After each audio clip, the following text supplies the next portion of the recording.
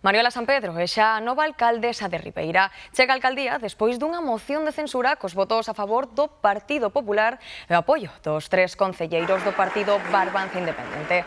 Un partido que nas eleccións de 2023 favoreceu a alcaldía o Vega e cos que gobernou ata agora.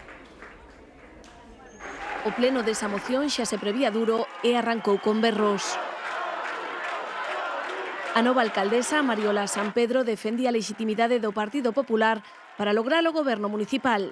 O Partido Popular pode decir alto e claro que é o equipo que representa a maioría da cidadanía de Ribeira, duplicando o número de concelleiros aos 2 seguintes. Para conseguir de novo a alcaldía, o Partido Popular precisou o apoio do partido Barbanza Independente, que naceu dunha escisión dos populares e que nas últimas eleccións municipais acadara 5 concelleiros.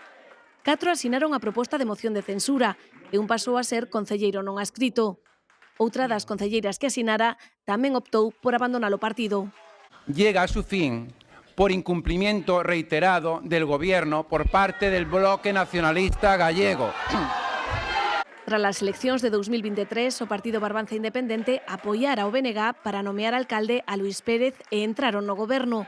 Os 2 concelleiros non adscritos, o PSOE e o BNG, puxeron en dúbida os motivos do cambio de apoios. Esta moción de censura se suscribiu baixo coaccións a concelleiros desta corporación municipal a moitos intereses particulares.